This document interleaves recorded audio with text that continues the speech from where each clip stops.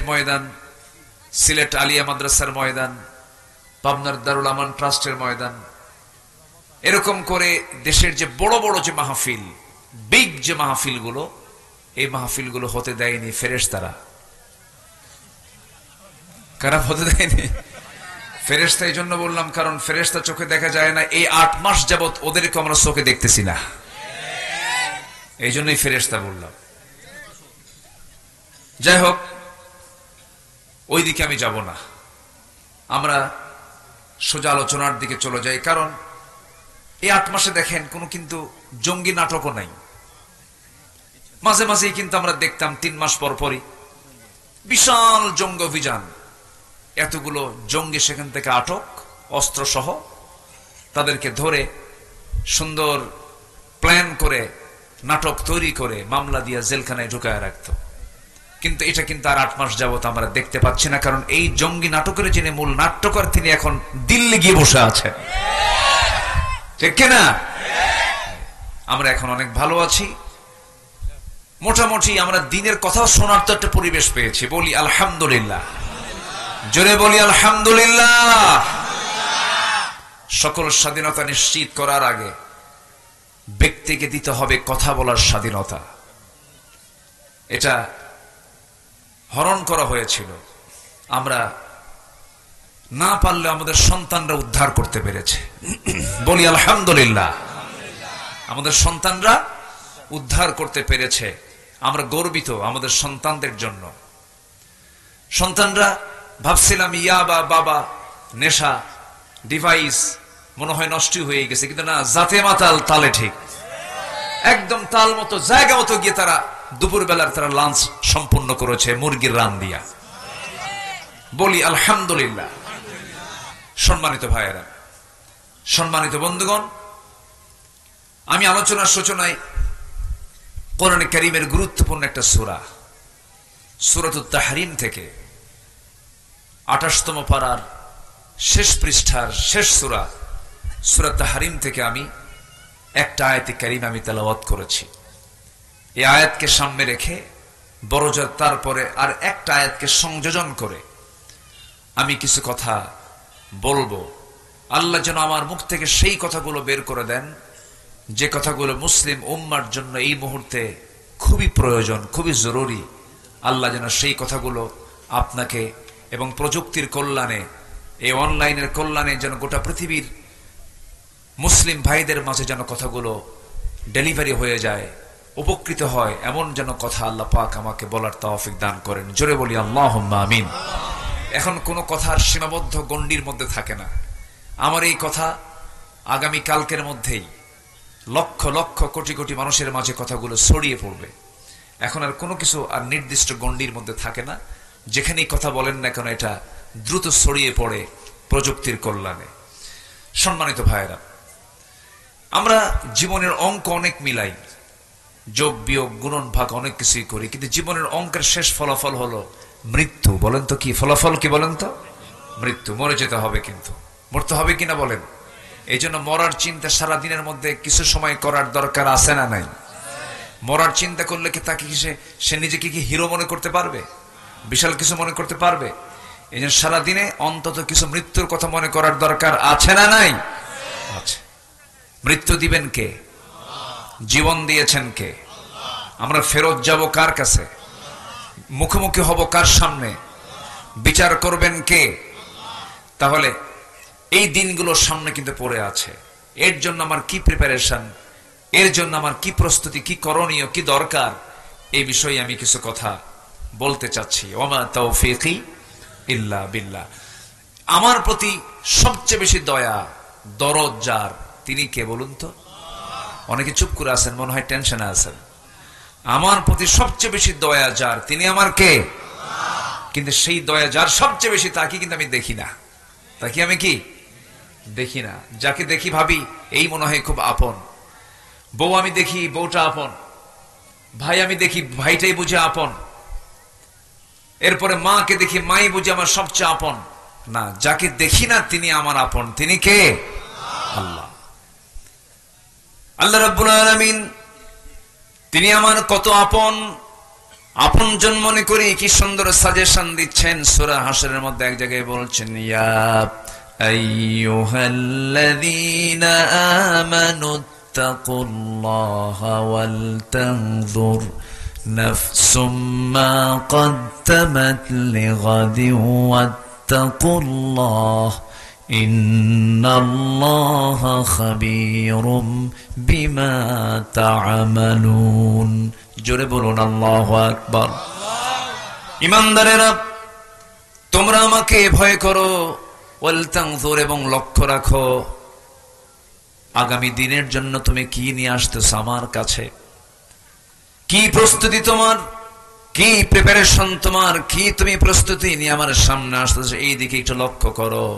ওয়াত্তাকুল্লাহ, আমাকে বেশি বেশি ভয় করো। আর একটা কথা জেনে রেখে দিও বান্দা, তুমি যা কিছু করো সব কিছুর খবর কিন্তু সবচেয়ে বেশি জানেন তিনি আমার কে। জোরে বলেন, তিনি আমার কে। আলোতে কে দেখেন? বলেন, আলোতে কে দেখেন? আধারে কে দেখেন? গোপন কে দেখেন? প্রকাশ্য কে দেখেন? সকল কিছুর মালিক কে? আমি কি করছি রাতে, কি করছি দিনে, কি করছি চিন্তায়, সব অটো রেকর্ড কার কাছে? আল্লাহর কাছে। আল্লাহ রাব্বুল আলামিন বলেন, ওয়ায়ালামু খাইনাতাল আ'য়ুনি ওয়া মা তুখফিস সুদূর। বান্দা, তুমি তোমার অন্তরে কি দানা বেঁধেছ, তোমার চক্ষু কি খেয়ানত করে, কোন দিকে তাকাও, কি করো। যুবক মানুষ, তুমি যুবতীর দিকে তাকায় থাকো, রঙিন চশমার ফাঁক দিয়ে বুঝি কেউ দেখে না, কিন্তু তিনি দেখেন তিনি আমার কে। সব আল্লাহ দেখেন, সব আল্লাহ অবজার্ভ করেন। সে আল্লাহ তাআলা আমার আপনার বিচার করবেন, তিনি হিসাব নেবেন। কাল কিন্তু তিনটা না, অতীত বর্তমান ভবিষ্যৎ দুনিয়ার হিসাব। কিন্তু কাল মূলত দুইটা, একটা হচ্ছে ইহকাল, বলেন আরেকটা কি? আরো জোরে, পরকাল। কোনটা চিরস্থায়ী বলেন, ইহকাল না পরকাল? আমরা কি দুনিয়া সাজাবো না আখিরাত সাজাবো? জোরে বলেন, দুনিয়া সাজাবো না আখিরাত সাজাবো? দুনিয়ার দরকার নেই। আস্তে কয়, অনেকে চুপচাপ। দুনিয়ার দরকার নেই, বিয়ে শাদী করবেন না, বাসর ঘর সাজাবেন না। কি কোন প্রয়োজন আছে কিনা বলেন? তাহলে বলেন, দুনিয়া সাজাবো না আখিরাত সাজাবো? আবার কয় আখিরাত। দুটাই। হ্যাঁ, মাশাআল্লাহ, খুব সুন্দর উত্তর দিয়েছেন একজন। দুনিয়া না সাজালে আপনি আখিরাত সাজাবেন কেমনে? কিন্তু টার্গেট হবে আখিরাত। এই জন্য একটা দোয়া আল্লাহ রাব্বুল আলামিন আমাকে আপনাকে শিখিয়ে দিয়েছেন। আমার নবী যে এই দোয়াটা প্রায় প্রায় পড়তেন। যারা পারেন আওয়াজ দিয়ে ঠোঁট মিলিয়ে আমার সঙ্গে আওয়াজ দিয়ে বলুন, রব্বানা আতিনা ফিদ দুনিয়া হাসানাতাও ওয়া ফিল আখিরাতি হাসানাতাও ওয়া কিনা আযাবান নার ওয়াজআলনাল জান্নাতা মাআল আবরার। এখানে কি দুনিয়া বাদ পড়ছে? আজ থেকে দুনিয়া বাদ পড়েছে? আল্লাহ, তুমি দুনিয়ার সৌন্দর্য দাও, দুনিয়ার হাসানা দাও, আখিরাতের হাসানা দিয়ে দাও। দুনিয়াটা সাজিয়ে দাও ইসলাম দিয়ে। আমরা সাজিয়ে নেব দুনিয়াটাকে কি দিয়ে? ইসলাম দিয়ে। ইসলাম ছাড়া যা সাজাবেন সব জাহান্নাম হয়ে যাবে। দুনিয়া সাজাবো আমরা অন ইসলাম দিয়ে না ইসলাম দিয়ে? বলেন, অন ইসলাম না ইসলাম? ইসলাম দিয়ে। কি যাকাতের কাজ করব না সুদের কাজ করব? আমার দেশে কিসের কাজ চলে বেশি বলেন? এদেশের কত পার্সেন্ট মানুষ সুদের সঙ্গে জড়িত বলেন? বলেন 1%। বলেন, একটু বলেন। রাগ করতেছেন নাকি? এই মুহূর্তে যদি কেউ ওঠেন, ভাববো ওই লোকটাই সুদ খায়। বসে থাকেন, বসেন সবাই, কেউ উঠবেন না। শোনেন, আমাদের দোয়াগুলো যায় কোথায়? আমরা এত দোয়া করি, কান্দি, দোয়া কবুল হয় না কেন? দোয়া কবুলের তো শর্ত আছে ভাই। 1 নম্বর শর্ত হলো সুদ ছাড়তে হবে। এই জাতি কি সুদ ছাড়ছে? বলেন, সুদ ছাড়ছে? এদেশের অর্থনীতি কি সুদবিহীন না সুদ ভিত্তিক? বলেন বলেন, সুদবিহীন না সুদ ভিত্তিক? সুদ ভিত্তিক। সুদের উপরে অর্থনীতি। জাকাত নাই। অথচ জাকাত আল্লাহ তাআলা ফরজ হুকুম দিয়েছেন। জাকাত কয় নাম্বার পিলার বলেন তো ইসলামের? ইসলামের ভিত্তি কয়টা বলেন? কয়টা ভিত্তি বলেন? ইসলামের ভিত হলো 5টা। কালেমা, এরপরে নামাজ, এরপরে কি বলেন? হ্যাঁ, রোজা। হ্যাঁ, কালেমা, নামাজ, রোজা, হজ, যাকাত। এটা হলো বাংলার সিরিয়াল, কিন্তু আরবির সিরিয়াল হলো বুনিয়াল ইসলামু আলা খামসিন শাহাদাতি আল্লা ইলাহা ইল্লাল্লাহ ওয়া আন্না মুহাম্মাদান আবদুহু ওয়া রাসূলুহু। নাম্বার 2 ওয়া ইকামুস সালাহ ওয়া আতুজ যাকাত ওয়াল হজ ওয়া সাওম রমাদান। যাকাত হলো 3 নাম্বার। যাকাত কয় নাম্বার? ইসলামের বেনা কয়টা বলেন? 5টা। 3 নাম্বার বেনাটা কি বলেন? এই 5টা আঙ্গুলের মধ্যে সবচেয়ে বড় নখ কোনটা বলেন? বলেন বলেন, এই নখটা কি ছোট না সবচেয়ে বড়? বলেন, সবচেয়ে ছোট না সবচেয়ে বড়? তাহলে এই 5টা আঙ্গুল আল্লাহ পাক বানিয়েছেন, সবচেয়ে বড় বানিয়েছেন প্রথম 2টা, শেষ 2টা না মাঝখানেরটা? মাঝখানেরটা। আপনি বিল্ডিং বানাবেন, বিল্ডিং যখন বানাতে যাবেন, ধরেন 5 কলামের বিল্ডিং অথবা 6 কলামের বিল্ডিং, 6 কলাম, পাশে 2টা, আরেক পাশে 2টা, মাঝখানে 2টা। বলুন তো ইঞ্জিনিয়ার কোন কলামে রড বেশি দেয়? বলেন কোন কলামে? আল্লাহ হাত বানাতে কোন জায়গায় বেশি হাড় দিয়েছেন? বলেন কয়টাতে, কোনটাতে? মাঝখানে। আল্লাহ বলছেন আমি যাকাত দিলাম 3 নাম্বার পিলার করে, সেটাকে বাংলায় সিরিয়ালি টেনে নিয়ে গেছি 5 নাম্বারে। কি ভিত ঠিক আছে? আস্তে কি বলেন, ভিত ঠিক আছে না দুর্বল হয়ে গেল? দোয়া কবুল হবে কেমনে বলেন? দোয়া কবুল হবে না তো। আমি যা বলবো সেই দোয়াই কবুল হবে, আমি যা চাইবো সেই চাই আল্লাহ পাক কবুল করবেন। কেন কবুল করবেন না? কিন্তু প্রশ্ন হলো, সমস্যা হলো, আমি যে চাইতে যাই, আমার মধ্যে আমি যে চাচ্ছি যে জিহবা দিয়া, আমি হাত তুলছি যে হাত দিয়ে, সে হাতের ভিতরে থাকা যে রক্তটা, এটা আমার হালাল না হারাম, এই চিন্তা কি আমাদের সবার আছে? নাই। মনে হয় রাগ করতেছেন আপনারা? রাগ করতেছেন নাকি? রাগ করা যাবে না ভাই, একটু মনোযোগ দিয়ে কথাগুলো শুনবেন। আজকে আমি মানে জাস্ট এমন একটা পয়েন্ট নিয়ে আমি কথা বলতে চাচ্ছি। সব শুদ্ধতার আগে, সব পরিশুদ্ধির আগে আমার শুদ্ধ হতে হবে বাহিরেরটা না ভিতরেরটা? বাহিরেরটা না ভিতরেরটা? ভিতরেরটা। আমার ভিতরটা শুদ্ধ হবে কেমনে? আত্মশুদ্ধি হবে কেমনে? কোরআন এটার জন্য 10টা পন্থা জানিয়ে দিয়েছে। কয়টা পন্থা বলেন তো? 10টা পন্থা। আমি কিন্তু একটাও বলিনি, আমি একটা একটা করে বলবো। যদি ফজরও লাগে শুনতে হবে কিন্তু, কারো কোনো আপত্তি নাই তো? আমি ভয় দেখাচ্ছি কিন্তু, আমি এত দূর যাব না, একটু আমার দিকে তাকান। আত্মশুদ্ধির 10টা পন্থা কোরআন থেকে আমি যতটুকু পেরেছি স্টাডি করে ভাঙ্গাচোরা আমি বের করেছি। এর মধ্যে 1 নম্বর হলো সূরা তাহরিমের সে আয়াতের দিকে আমি যাচ্ছি। সূরা তাহরিমের 8 নম্বর আয়াত আল্লাহ রাব্বুল আলামিন ঈমানদারকে ডাক দিয়ে বলছেন, তোমরা যদি নিজের শুদ্ধতা নিয়ে আসতে চাও, নফসকে যদি ঠিক রাখতে চাও, 1 নম্বর কাজ হলো তোমরা তওবা করো। কার কাছে? আসতে বলুন, তওবা করো কার কাছে? আল্লাহর কাছে। তওবা মানে হলো নির্দিষ্ট কোনো দোয়া না। তওবা মানে নির্দিষ্ট দিনে নির্দিষ্ট রাতে গিয়ে চোখের পানি ফেলে কান্দার নাম কিন্তু তওবা না।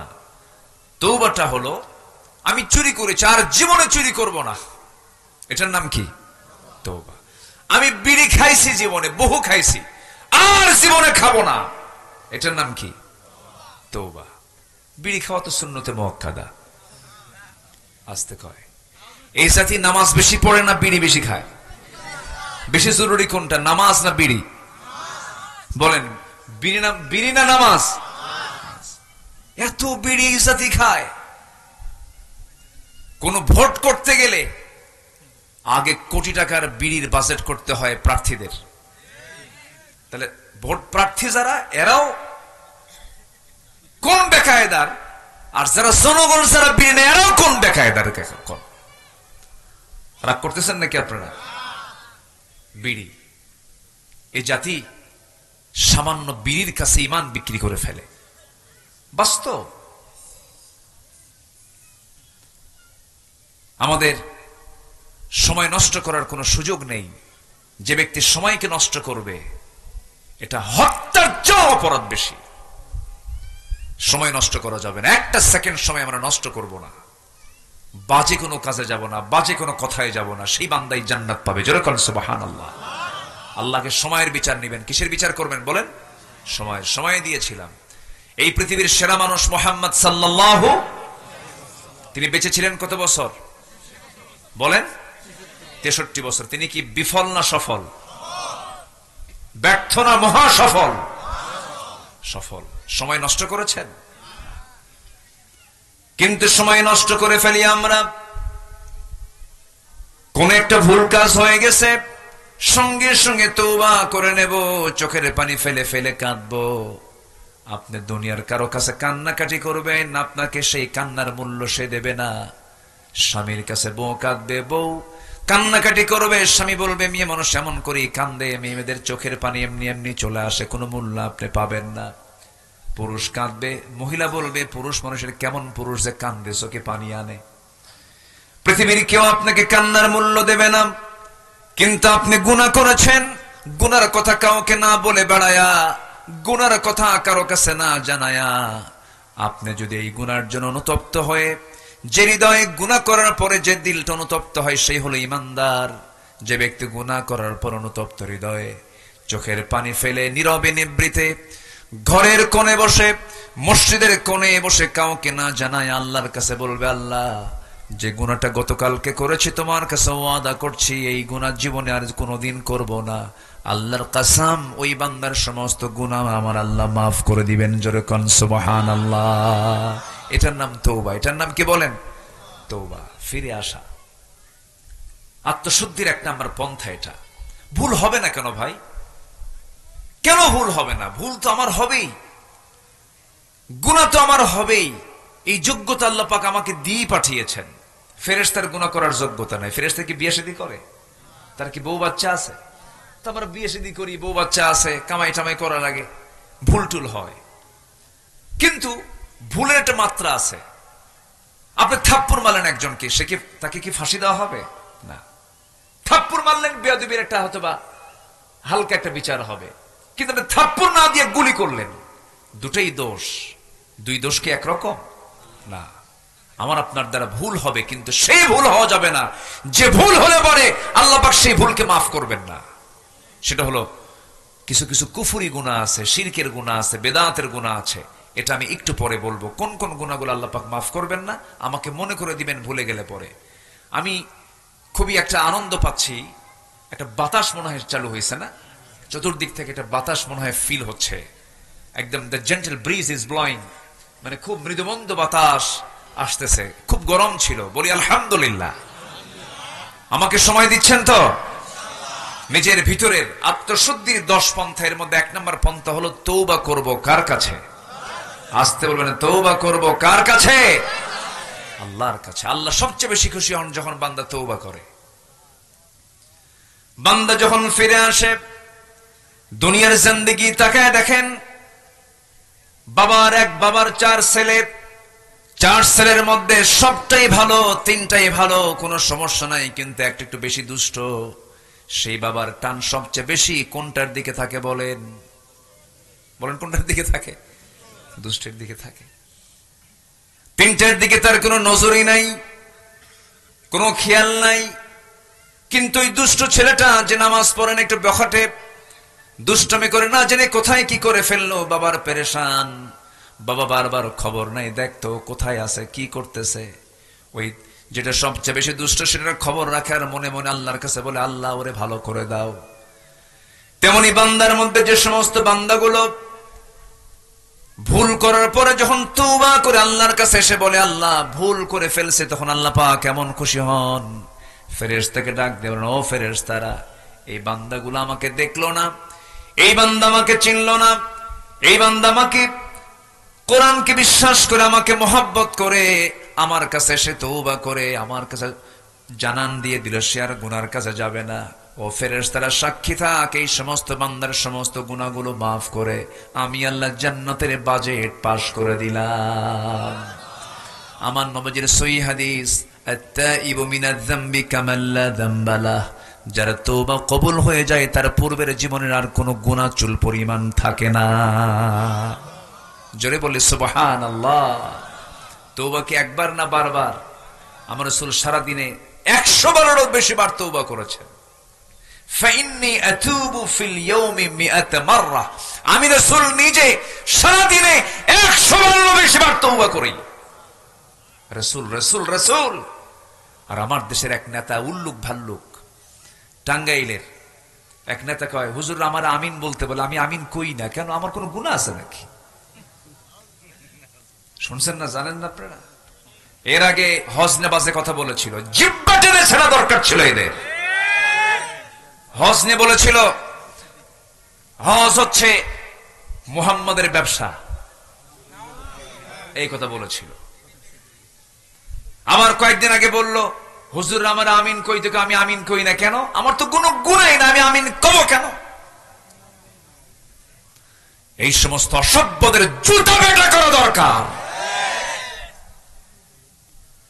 কিছু জানে না, মূর্খ তো, মুখে যা আসে তাই বলে। সেই দিন আর নাই বাংলাদেশে।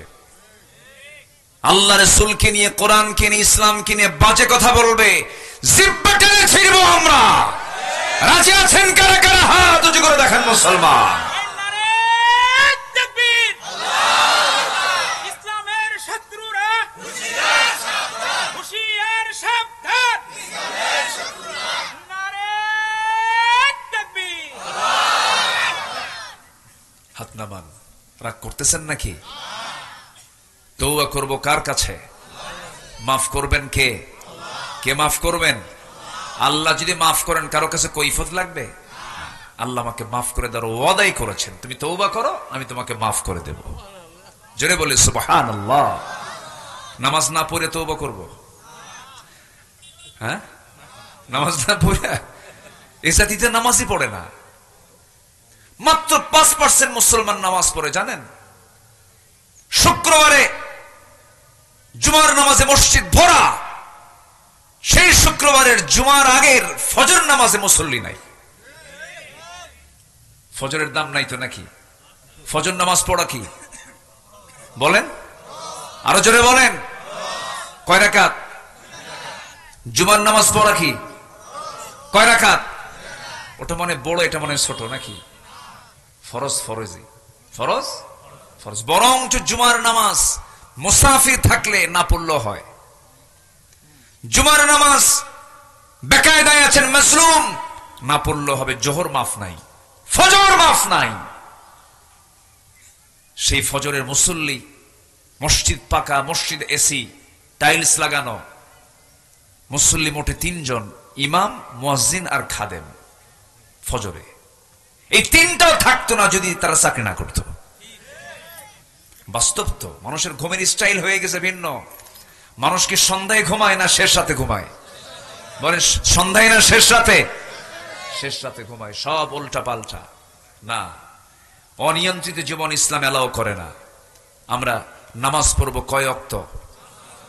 সময় নেওয়ার সময়, সময় নেওয়ার সময়, আস্তে আস্তে না তাড়াতাড়ি, বুঝে বুঝে না না বুঝে, জেনে না না জেনে, জেনে বুঝে সময় আসতে। ইন্নাস সালাতা কানাত আলাল মুমিনিনা কিতাবাম মাওকুতা। আমরা সময় মতো নামাজ পড়ব, হুকুমটা দিয়েছেন তিনি আমার কে? কয় ওয়াক্ত নামাজ? বলতো 5 ওয়াক্ত নামাজ। একটু কান লাগাবেন। ভাইজান কষ্ট হচ্ছে না? ঠিক আছে, কোনো কষ্ট? যে আচ্ছা আচ্ছা, না আপনারা তো ব্যস্ত, আমরা বুঝি। বিভিন্ন জায়গায় সারাটা দিন ব্যস্ত থাকতে হয়। নেতৃবৃন্দদের যে কি যে একটা কষ্ট, বুঝলেন? অন্তত এনারা বাড়িওয়ালি যে আছে তাদের কাছে সন্তুষ্ট প্রকাশ করতে পারেন না, তারা সন্তুষ্ট না। ঠিক আছে না? খুব কঠিন ব্যাপার। চেয়ারম্যানের বউ, বলেন তো বড় কে, চেয়ারম্যান না চেয়ারম্যানের বউ? বউ বড় তো, চেয়ারম্যান পারে না তো, সময় দিতে পারে না। ধমক টমক যা আমার ধমকা, উপায় তো নাই, সময় তো দিতে পারি না। খুব মুশকিল। নেতৃত্ব খুব কষ্টের কাজ। নেতৃত্বের জবাবদিহিতা যদি থাকতো, নেতৃত্বের জন্য কেউ চাইতো না নেতৃত্ব। ইসলাম যে নেতৃত্ব চায় তাকে নেতৃত্ব দেয় না। এই জন্য ইসলাম নেতৃত্ব যে চাবে তাকে ইসলাম নেতৃত্ব দেয় না, যে চায় না তাকে দেয় ইসলাম নেতৃত্ব। আল্লাহু আকবার বলেন। ইসলাম কত সুন্দর। আল্লাহ পাক আমার ভাইকে কবুল করুন, জোরে বলি আমিন। নাউজুর আমি জিনা করে ফেলেছি, হয়তো আপনি আমাকে সাক্ষী না থাকার কারণে আমাকে বাঁচানোর জন্য বারবার চেষ্টা করছেন, কিন্তু আপনি আমাকে দুনিয়াতে বাঁচায় দিতে চান আর আমি জাহান্নাম থেকে বাঁচতে চাই। হাসরের ময়দানে জিনাকারের কাতারে আমি দাঁড় হব, এটা আমি চাই নাই। মনে করে হুজুর শাস্তি নেবার জন্য আপনার কাছে আসছে, আপনি আমাকে শাস্তি দিয়ে দেন। রাসূল বলেন, মহিলা জিনা যে করেছো, জিনার ফলে তোমার পেটে বাচ্চা আসছে নাকি? হ্যাঁ, বাচ্চা আসছে। কোনো কথা নাই, যাও। সন্তান ডেলিভারি না হওয়া পর্যন্ত কোনো আইন কার্যকর করা যাবে না। মহিলা যাচ্ছেন আর বলছেন, হুজুর বাঁচবো তার গ্যারান্টি? রাসূল বলেন, আমি তোমার জন্য দোয়া করে দিলাম, যাও চলে। মহিলা চলে গেলেন। সন্তান ডেলিভারি হওয়া পর্যন্ত চোখের পানি ফেলে ফেলে কাঁদতেছেন, সেজদায় পড়ে পড়ে ডুকরে ডুকরে চোখের পানি ফেলে ফেলে কাঁদেন আর তওবা করেন। 9টা মাস 10টা মাস পূরণ হয়ে গেল, সন্তান ডেলিভারি হয়ে গেল। 2 দিন না 3 দিন না 4 দিন না, মাত্র একটা দিন পর মহিলা সোজা গিয়ে নবীর সামনে হাজির হয়ে বলছে, ইয়া রাসূলুল্লাহ, সন্তান তো ডেলিভারি হয়ে গেছে, আপনি আমার উপর আইনটা কার্যকর করে দেন। আমার বন্ধুগণ, ওই মহিলা নবীর সামনে বিচারে চাইল, আবার বিচারের যে রায় যে কার্যকর করার জন্য নবীর সামনে আসলো, প্রশাসন লাগলো না, জেলখানাও লাগলো না। ওই বান্দি বিচারকের সামনে এসে সব কিছু আবদার করতেছে। দুনিয়ার ভয় না আল্লাহর ভয়? কার ভয়? কার ভয়? কার ভয়? আল্লাহর ভয়। আমার নবীজি বললেন, মহিলা সন্তানটা জীবিত না মৃত? হুজুর সন্তান তো জীবিত রেখে এসেছি। রাসূল বলেন, হাওলাইনি কামিলাইন, সন্তানকে তোমার অবশ্যই 2 বছর দুধ পান করাতে হবে। সন্তানের হক রয়েছে তোমার স্তনে, যাও সন্তানকে সেবা করো, তাকে খাবার খাও। মহিলা বলছেন, হুজুর বাঁচবো তার গ্যারান্টি কি? রাসূল বলছেন, আমি তোমার জন্য দোয়া করে দিচ্ছি, তুমি চলে যাও। ভরাক্রান্ত হৃদয় নিয়ে দ্বিতীয়বারের মতো তিনি আবার চলে গেলেন। সন্তানকে 6টা মাস দুধের পাশাপাশি অন্য খাবারের অভ্যাস গড়ে তুলে ধীরে ধীরে বড় করে সন্তানটাকে টোটালি দুধ বন্ধ করে দিয়া, বুকের দুধ বন্ধ করে অন্য খাবারের উপযোগী করে সন্তানকে তিলে তিলে 6 মাসে বড় করে 6 মাসের মাথায় সন্তানকে কোলের মধ্যে করে নিয়া নবীর আদালতে চলে আসছে। রাসূলকে লক্ষ্য করে বলছেন, ইয়া রাসূলুল্লাহ, কি এই যে সন্তান দেখতে পাচ্ছেন, এই সন্তান আমার বুকের দুধ পান করা ছেড়ে দিয়েছে। সন্তানকে আমি অন্য খাবারের অভ্যাস গড়ে তুলেছি। আমি চাই না তৃতীয়বারের মতো আপনার কাছে শাস্তি পেতে এসেছে আর ফেরত যাই। আজকে আপনি আমার উপরে পুরো আইনটা কার্যকর করে দেন। আমার নবীজি হাত 2টা আগায় দিলেন, সন্তানটা কোলের মধ্যে তুলে নিয়া সাহাবায়ে কেরামকে বলছেন, সাহাবীরা এই যে সন্তান দেখতে পেতেছে আমার হাতে, এই সন্তানের লালন পালনের দায়িত্ব যে বান্দা গ্রহণ করবে, ফাহিয়া ফিল জান্নাতি কাহাতাইন, 2 নখের দূরত্বে জান্নাতের মধ্যে আমার সঙ্গে অবস্থান করবে। কয়েকজন সাহাবী দৌড় মেরে এসে সন্তানকে কোলের মধ্যে করে নিয়ে চলে গেল। আমার নবীজি বললেন, যাও এই মহিলাকে নিয়ে যাও, উন্মুক্ত মরু প্রান্তরে বুক পর্যন্ত পুঁতে রেখে ফারজুমুহুমা নাকালাম মিনাল্লাহ, পাথর মেরে শেষ করে দাও। ইসলামে জানার শাস্তি আড়ালে না প্রকাশ্যে? বলেন আড়ালে না প্রকাশ্যে? প্রকাশ্যে। ধরেন নওগাঁর জন্য নওজোয়ান মাঠ, বগুড়ার সাতমাথা, রাজশাহী রংপুরের মডার্ন মোড়, ঢাকার জিপিও পল্টনের মোড়, গুলিস্তানের মোড়, এরকম করে করে যদি যারা জেনাকার, যারা ধর্ষক, এমন জাতীয় অপরাধী যারা আল্লাহর এই নির্দিষ্ট ফর্মুলা যদি ফলো করে যদি 2-1টা আইন যদি কার্যকর করা হয়, এমন দৃশ্য যদি যুবকদের চোখে ধরা পড়ে যে আল্লাহর কসম পরের দিন থেকে সমস্ত জেনা ধর্ষণ বন্ধ হয়ে যাবে। আসতে কোন কেন? আল্লাহই জানেন কোন আইনে কোন পন্থায় বান্দার কল্যাণ সবচেয়ে বেশি জানেন। তিনি কে? সূর্য বানিয়েছেন কে? সূর্যের উপকারিতা, সূর্যের যে কল্যাণ আমরা পাই, এটা সম্পূর্ণ অবদান কার? আল্লাহ। যে আল্লাহ সূর্য দিয়েছেন, সে আল্লাহ আইনগুলো দিয়েছেন। সে আইনের বিরুদ্ধে কথা বলার কিছু দুঃসাহস আমার দেশের কিছু কুলাঙ্গারদের মাঝে মাঝে লক্ষ্য করা যায়। বলে ফেলে এগুলো মধ্যযুগ আইন, এগুলো আইন চলতে পারে না, এগুলো বেহুদা কথা, বাজে কথা, ইমান বিরোধী কথা, ইমান বিধ্বংসী কথা। কোরআন ছিল, আছে, থাকবে।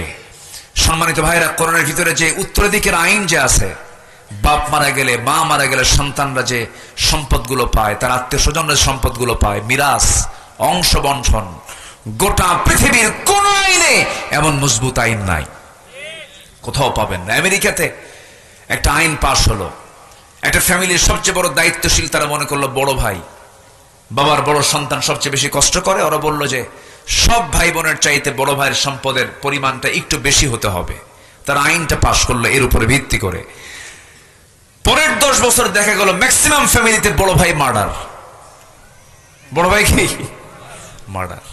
পৃথিবীর মানুষের তৈরি করা আইন দিয়ে কোনোদিন শান্তি আসতে পারে না। শান্তি আসবে একমাত্র কার আইন দিয়া? আসতে বলবেন না, কার আইন দিয়া? আল্লাহর আইন দিয়ে। আমার নবীজি সাহাবীকে অর্ডার দিয়ে দিলেন, চলে গেল। মহিলাকে কাপড় চোপড় পরাইয়া দিয়া, সতর ঢেকে দিয়া, বুক পর্যন্ত পুঁতে রেখে পাথর যখন মারা হলো, এমন সময় সাইয়েদনা আলী ওই মহিলাকে পাথর মারছেন। মহিলার শরীর থেকে ছিটকে এসে কিছু রক্ত তার হাতে লাগলো। ছিটকে এসে রক্ত লাগার সঙ্গে সঙ্গে নাসিকা কুঞ্চিত করলেন, নাক শিকায় তুললেন, মনে মনে চিন্তা করলেন, আহারে জেনাকারিনীর নাপাক রক্ত আমার গায়ে এসে লাগলো। ঠিক একই কথা নবীর সামনে যখন পুনরাবৃত্তি করলেন, রাসূল বলছেন, ও আলী, তুমি কার রক্তকে নাপাক রক্ত বলো? তুমি কি জানো? ওই সাহাবীর রক্ত দুনিয়াতে স্পর্শ করার পূর্বে আল্লাহ পাক তাকে জান্নাতের মেহমান বানায়া নিয়েছেন। ও আমার আলী, বেশি কিছু বলতে যেও না, যা বলেছো বলেছো। জানাজার আয়োজন করো। ওই মহিলার জানাজার দায়িত্ব আমি কাউকে দেব না, আমি রাসূল নিজে তার জানাজার দায়িত্ব গ্রহণ করলাম। জানাজার সময় চলে এলো, রাসূল জানাজা পড়ায়া দিলেন। জানাজা শেষান্তে নবীজি কান্না বিজড়িত কণ্ঠে বলছেন, সাহাবীরা রে, কিছুক্ষণ আগ পর্যন্ত আমরা যে মহিলার জানাজা সম্পন্ন করলাম, এই মহিলা জীবনের শেষ সময় পর্যন্ত যে পরিমাণ তওবা করেছে, যে পরিমাণ চোখের পানি ফেলে ফেলে কেঁদেছে, রুকু করেছে, সেজদা করেছে, এই তওবা যদি এই মদিনার 70 জন গুনাহগারদের মাঝে যদি বন্টন করে দেওয়া হতো, ওই 70 জনকে আল্লাহ রাব্বুল আলামিন মাফ করে সবাইকে বিনা হিসেবে জান্নাত দিয়ে দিতেন। এই মহিলা রেহাই পেয়েছেন তওবার মধ্য দিয়া। আমরা তওবা করব কার কাছে? আসতে বলবেন না, কার কাছে? আল্লাহর কাছে। আল্লাহ রাব্বুল আলামিন তওবার কথা একবার না বারবার বলেছেন। সূরা তাওবা নামে একটা সূরা নাযিল করেছেন। সূরা তাওবা সূরা আছে না? আল্লাহ রাব্বুল আলামিন বলেন, আত-তাইবুনাল আবিদুনাল হামিদুনাস সাইহুনার রাকিউনাস সাজিদুনাল আমিরুনা বিল মা'রুফ والناهون عن المنكر والحافظون لحدود الله وبشر المؤمنين। জোরে বলুন আল্লাহু আকবার। সূরা তাওবার 112 নম্বর আয়াতে 9টা গুণের কথা বলে আল্লাহ রাব্বুল আলামিন তাদেরকে জান্নাতের সংবাদ দিয়েছেন। 9টা গুণের মধ্যে আয়াতে 1 নম্বর গুণ হলো যারা তওবা করবে। কার কাছে? আল্লাহর কাছে। আমরা তওবা করব, বলবো আল্লাহ ভুল হয়ে গেছে, মাফ করো, আর এই ভুল জীবনে করব না। নামাজ ছেড়েছে, আজকে থেকে নামাজ আর ছাড়বো না। মিথ্যা বলেছে, আজকে থেকে মিথ্যা আর বলবো না। তওবা করব আমি, ক্ষমা করবেন তিনি আমার কে? কে ক্ষমা করবেন? আল্লাহর ওয়াদা, আল্লাহ ক্ষমা করবেন। আমার গুনাহ হয়ে যাবে, ভুল হয়ে যাবে, কিন্তু ইচ্ছাকৃত কোনো গুনাহ করা যাবে না। নাম্বার 2, আত্মশুদ্ধির 2 নম্বর পন্থা হলো, জি ঠিক আছে, এই ভাইটা কত গর্বিত বলেন তো? কিসের জন্য গর্বিত বলেন? বলেন কি? উনি নিজেও হাফেজ, কিন্তু তাহলে হাফিজ ইবনু হাফিজ, কি হাফিজ ইবনু হাফিজ, নিজেও হাফেজ, আবার হাফেজের বাপ। আল্লাহু আকবার বলেন। বিশাল ব্যাপার। গোটা পৃথিবী আপনার হাতে দিলে, আমি আমার ছোট্ট আমার একটা আল্লাহ তাআলা সন্তান দিয়েছেন, ছেলে দিয়েছেন। যেদিন সে এরকম খতমের অনুষ্ঠান হয়, দস্তরবন্দের অনুষ্ঠান হয়, আমি তার ওস্তাদকে শুধু বললাম, গোটা পৃথিবী আমার হাতে তুলে দিলে আমি যে আনন্দ পেতাম, তার চাইতে বেশি আনন্দ পাচ্ছে আমার সন্তান আজকে হাফেজ হয়েছে। কি নেবেন আপনি দুনিয়াতে, কি পাবেন আপনি বলেন? আপনি হাফেজের বাপ, এর চাইতে বড় তৃপ্তি আর কি আছে? আল্লাহ নিজে হাফেজ, ওয়া ইন্না লাহু লাহাফিজুন। আল্লাহ নিজে হাফেজ, বান্দাও হাফেজ। সিবগাতাল্লাহ ওয়া মান আহসানু মিনাল্লাহি সিবগা। যার সিনায় কোরআন থাকে সে কেমনে জাহান্নামে যাবে বলেন? সে কেমনে জাহান্নামে যাবে? সম্মানিত ভাইয়েরা, চোখ বন্ধ করে সন্তানকে মাদ্রাসায় দিবেন, চোখ বন্ধ করে হাফেজ বানাবেন। আমি ওয়াদা করে যাচ্ছি, আপনাকে বলে গেলাম, যে সন্তান তার সিনার মধ্যে 30 পারা কোরআন তুলতে পারে, আল্লাহর কসম পৃথিবীর সকল জ্ঞান সে তার সিনার মধ্যে তুলতে পারবে। যে সিনায় কোরআন থাকে সেই সিনায় পৃথিবীর সব জ্ঞানই থাকবে, এটা মাথায় রাখবেন। যারা হাফেজ হয় তারা প্রচন্ড মেধাবী হয়, তাদের স্মৃতিশক্তি খুব প্রখর হয়, আর স্মৃতিশক্তির প্রখরতার জন্য কোরআনের হিফজ দরকার। আলহামদুলিল্লাহ। সম্মানিত ভাইয়েরা, এই কথাগুলো বলে ফেললাম ভাইকে দেখে। এখন আমার দিকে তাকান। নিজের নফসের শুদ্ধতার জন্য কয়টা পন্থার কথা বলেছি বলেন তো আপনারা? বলেন কয়টা? চলতেছে কয় নাম্বার? আরো আছে কয়টা? 9টা। নাম্বার 2 আসেন। একটু মনোযোগ দিয়ে কথাগুলো শুনবেন, মুখস্থ করে নেবেন, কোট করে নেবেন, হৃদয়ে গেঁথে নেবেন, কাজে লাগবে। এগুলো আমার পরামর্শ নয়, এগুলো পরামর্শ সরাসরি আমার আল্লাহ তাআলার। জোরে বলি সুবহানাল্লাহ। নাম্বার 2 হলো, ওই বান্দা সফল, আত্মশুদ্ধির সফল পন্থা 10টা পন্থার মধ্যে নাম্বার 2 পন্থা হলো সালাতের প্রতি যারা যত্নশীল হবে, নামাজের প্রতি যারা যত্নশীল হবে, এটা হচ্ছে সফলতার আত্মশুদ্ধির 2 নাম্বার পন্থা। সালাতের প্রতি যত্নবান হওয়া। সব কাজ যে যেখানেই থাকুক না কেন, আজান যখন হয়ে যাবে, কাজ আগে না নামাজ আগে? বলেন বলেন, নামাজ আগে না কাজ আগে? নামাজ আগে। লাগবে না, দিয়েন না। নামাজটা আগে দরকার। কাজের অধীনে নামাজ নাই, নামাজের অধীনে কাজ। ভাই আমি এই কাজটা করে নামাজ পড়বো না, না আমি নামাজটা পড়ে এই কাজটা করব, এই কাজের মধ্যে টোটালি 100% বরকত দিয়ে দিবেন তিনি আমার কে? যেই গার্মেন্টসের মালিক, যে কারখানার মালিক, তার কর্মচারীকে নামাজের জন্য ধমকায়, নামাজের সময় তাকে ফাঁকিবাজি বলে তার নামাজ পড়তে যারা বাধা দিয়ে দেয়, এই শিল্প তাকে জাহান্নামে নিয়ে যাবে। কারণ সকল কাজের আগে কার হক আদায় করা? বলেন আল্লাহর হক আদায়। নামাজটা কার হক? আসতে বলবেন না, নামাজটা কার হক? আল্লাহ রাব্বুল আলামিন সুন্দর করে বলছেন, قد أفلح من تزكى وذكر اسم ربه فصلى بل تؤثرون الحياة الدنيا والآخرة خير وأبقى إن هذا لفي الصحف الأولى صحف إبراهيم وموسى জোরে বলুন আল্লাহু আকবার। কোন বান্দা সফল? মান তাসাক্কা, যে ব্যক্তি আত্মশুদ্ধি করতে পেরেছে। কি দিয়া?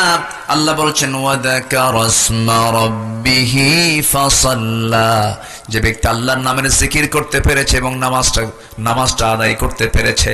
আল্লাহর নাম আছে না নাই বলেন? আল্লাহর নামের জিকির করতে বলছেন, তিনি কে?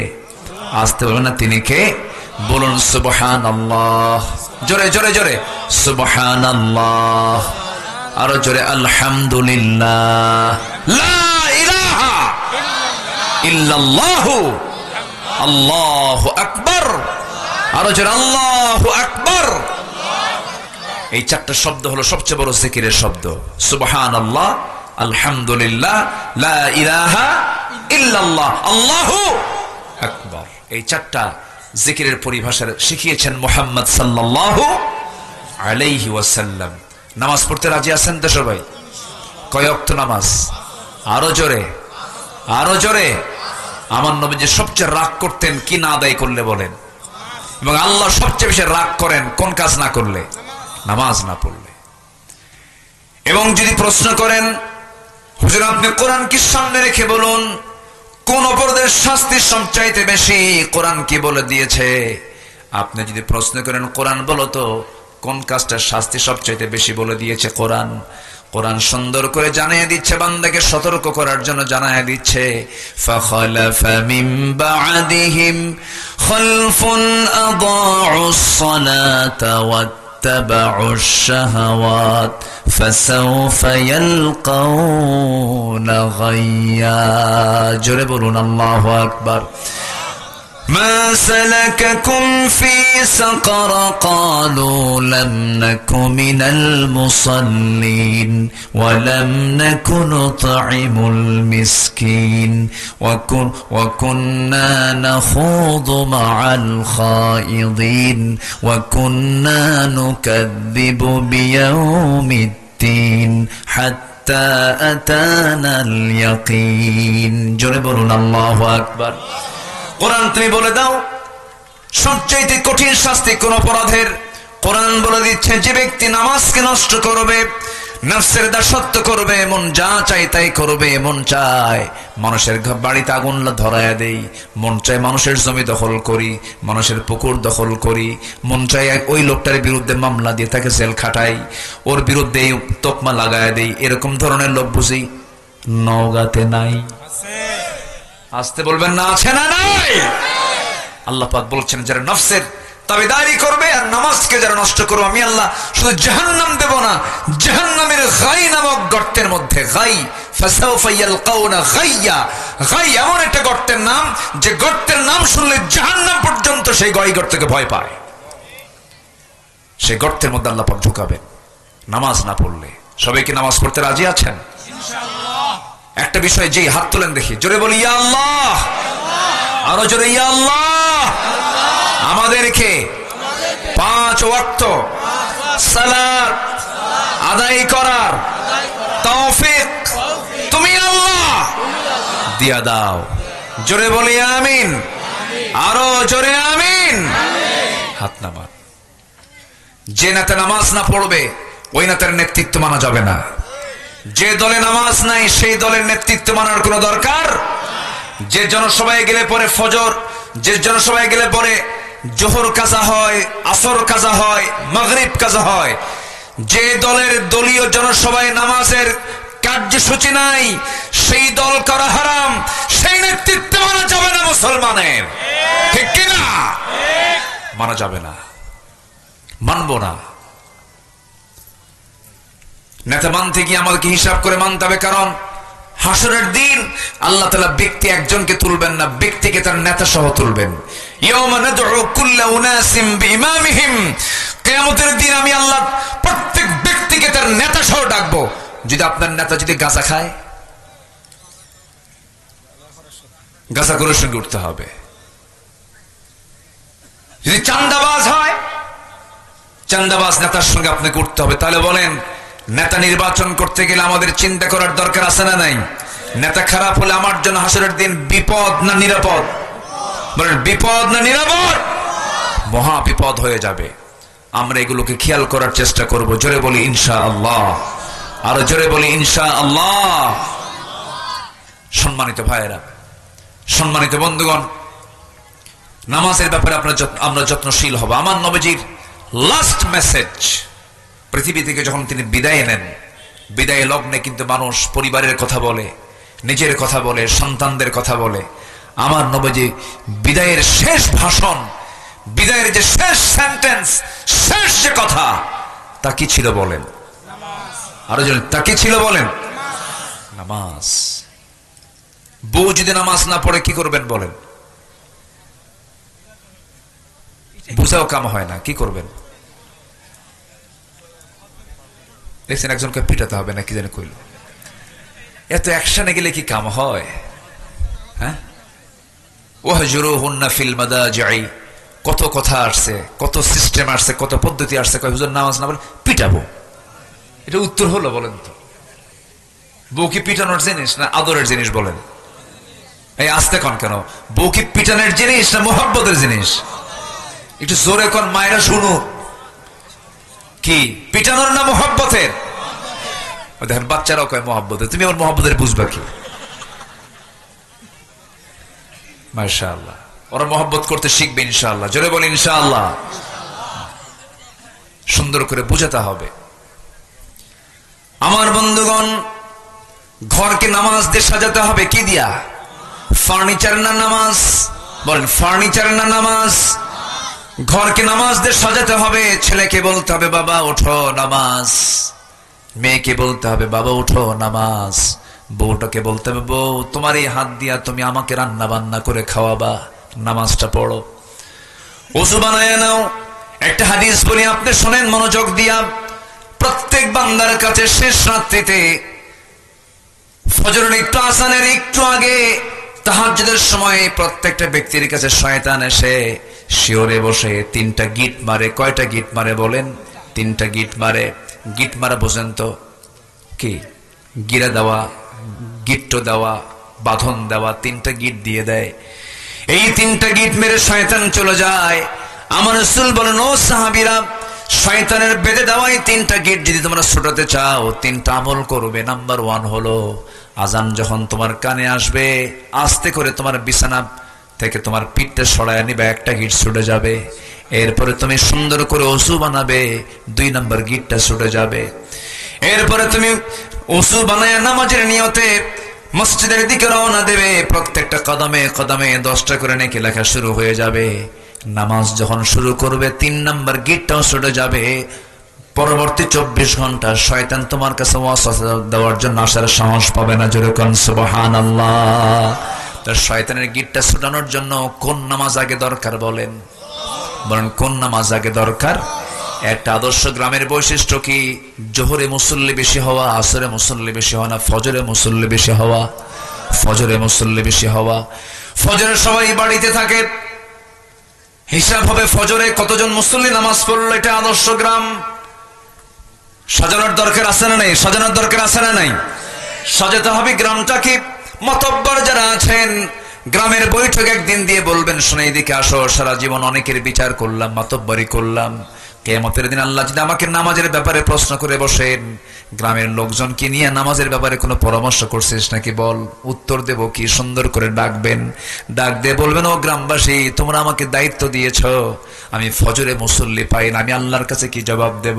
একটু কেঁদে ফেলবেন, সবাইকে দরদ নিয়ে মোহাব্বত নিয়ে বলবেন। একদিন বলবেন, 2 দিনের বৈঠকে বলবেন, সুন্দর কাজ হয়ে যাবে। দেখবেন একটা গ্রামের প্রত্যেকটা বাড়ি থেকে যদি ফজরের সময় যদি মসজিদে চলে আসে, আল্লাহর কসম করে বলি ওই গ্রামটা হয়ে যাবে জান্নাতি গ্রাম। জোরে কোন সুবহানাল্লাহ। ঘরটাকে জান্নাতি ঘর বানায় ফেলেন।